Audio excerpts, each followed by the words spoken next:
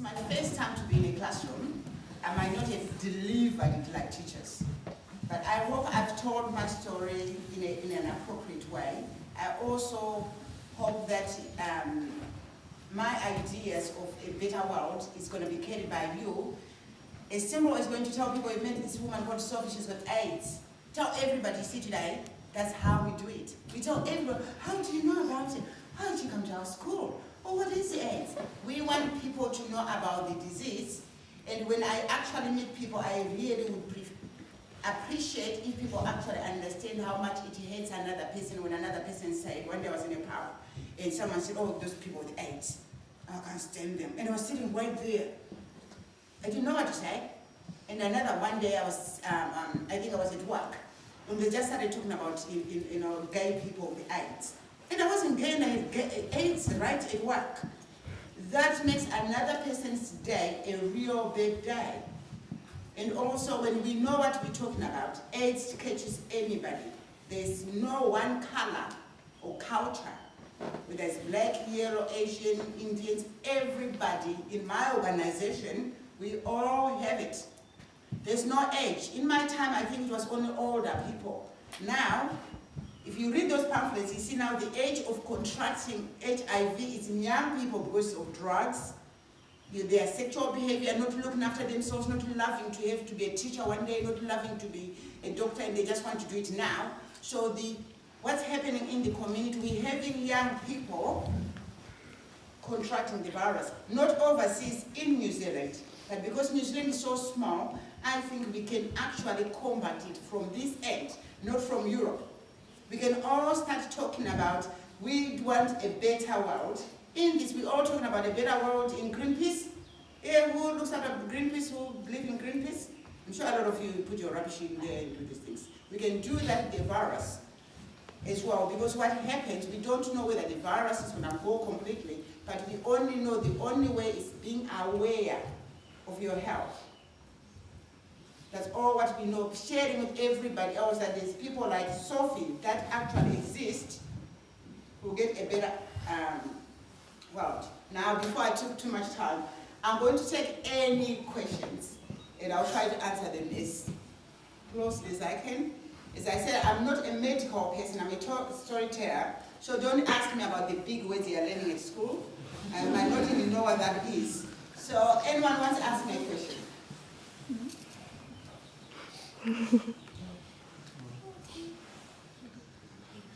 Yes? I don't mind saying though, but I'm very interested in HIV and AIDS, and I think we're very lucky that there's lots of people are becoming more aware of the disease. Yes. We are very lucky that more people are being aware of the disease, but there's something called discrimination and stigma that hasn't gone out of being aware of it, just knowing the word and what it does, and being involved in being nice to another person. Or if I get a job, my boss knows that I'm HIV positive and don't fire me for that. Those things are still happening. Or you go to church and the other people in church know you have AIDS and they don't want, that's the stigma. And stigma causes stress, mental illness, and depression. So yes, it's wonderful that the world is talking about it, but what about what's happened to the people that are actually sick? So we're not looking after them, are we? Thank you. Yes, miss? If you don't mind me asking, how did you get it?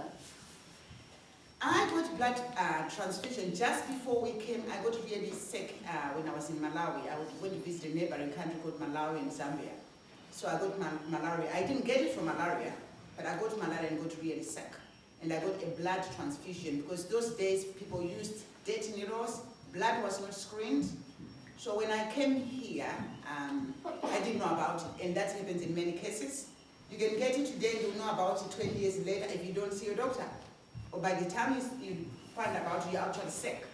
But fortunately, I found out maybe a year because I got the blood transfusion a year after I got here. Sorry, did your husband do it as well? No, he didn't. Yes, yes. I left him after a couple of years because I was so stressed out. But we had a very good relationship. He looked after the children as much as I did. Yes.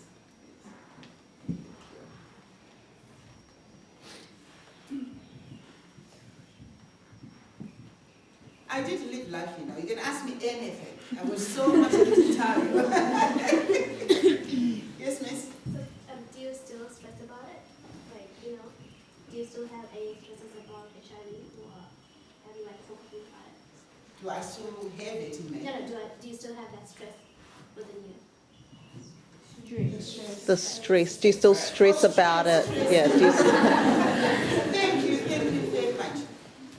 I think something happened when I decided to be free. I freed myself by writing my book.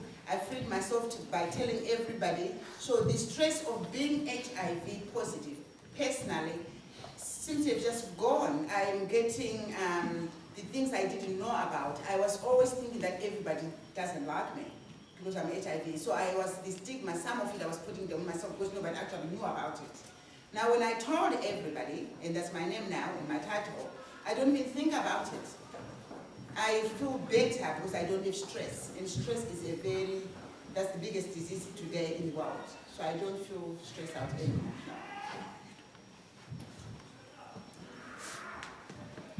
Yes, miss. How are people going around the schools and sharing the story? I just came back from Northland New Zealand HIV road show. And that was my first public appearance in the community. So I went to 3 hospitals and communities while I was up north. And this is my first time in schools, and I'm glad you answered that question. Because it's my first time in schools, and I didn't talk like I normally do when I'm talking to adults. And sometimes I cry because I didn't tell you the bad bits about it. I didn't want you guys to be angry or upset, because it's not supposed to be upset. So this is my first time to be in a classroom. Any feedback, then email them to me, give them to your teacher, and tell me how I can grow in this, because I'm still learning too. Thank you very much. Is your book like at work calls or the warehouse? No, the book is not, because we just pre-published the book just for our work, but you can get them from us by emailing us, or you go to our website, sophiesworld.janice.com. And everything links you to my website, my Facebook. I work from Facebook. If you're 17, 18, you can check my Facebook. We don't put anything rude. And my friend, and you can send whatever you think about the world of HIV on my website, and I will not slash you. You don't have to be my friend. You can send and send. I was in your classroom, Sophie. I liked it or I didn't. Doesn't matter. People can see what I do. Thank you. Yes, miss. How much is your book? The book is $20. You can get the book for $20. How would you approach an HIV person, or like how would you approach them as in giving them help? If you meet someone, that's a very good question, because a lot of people don't know what to do when someone is HIV positive. My personal preference, when someone who's HIV positive don't like talking about it, and I mean seriously, they don't even want to know that you know. So if you know and they don't know you know, don't change your behavior according to them. Because if you read all these pamphlets, you're going to find out that you can never give it by kissing your mom or your friends. So just loving them and treat them like nothing is wrong with them is the best medicine. Because they need time to get to the point where they actually can look at other people in the eye. I'm the only made one at the moment that goes and do this. A lot of people are not talking about it, because even that idea scares them. So if you know and they don't know, just be nice. Don't change nothing. They will come out of the closet, as I call it, when they are ready.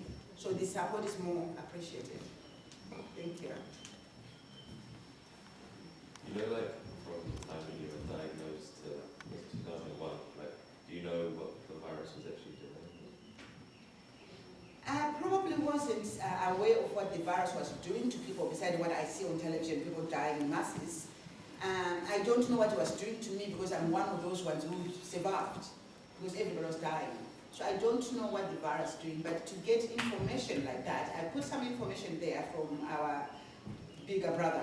That means people we work with in government and things like that. And all the information is there. If you want to know more about how does the virus work or imitate your system when you get sick, and what is HIV and AIDS, these are all different things. You can read them on the website. You take all those ones, you can read all that. So the technical part of being sick, I never worried about it. I just worried about my social life and how it impacted my life. Sophie, I'd like to thank you for coming to talk to us. Thank you very much. Listening to your story, my thought was, as I listened to you, your story is about coming out of shame, stepping out of shame. And I really admire you for that, and I think what you're doing, talking to all of us, is fantastic. It also fits beautifully with what we're trying to do at Mountville School, Grammar School, in terms of fighting prejudice and discrimination, and making our school safe for all students, no matter what their gender identity, what their sexuality, what their ability or disability status. Thank you so much. To finish off, right, I just want to pick up on Sophie's talk about protecting yourself if you have sexual intercourse. I'm just wondering, could the people of the peer sexuality support team just stand up for a moment? Okay. Guys, these people, right, have trained with ADHB, the Auckland District Health Board, in the area of relationships and sexuality. If you want to talk about protection against sexually transmittable infections, please talk to Bo or Solomon or Talia or Lorraine or Angel or Luke or Vidyami. And thanks guys, you can sit down again. And finally, please, the story of Sophie, talk about it with your friends, talk about HIV and AIDS. The more we talk about it, the more we can talk about stopping the disease from spreading and fighting prejudice and discrimination. And be nice to our parents. Always. To finish off, a big applause for Sophie.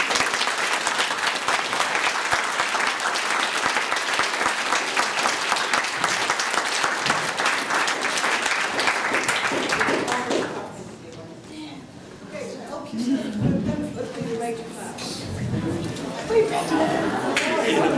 class.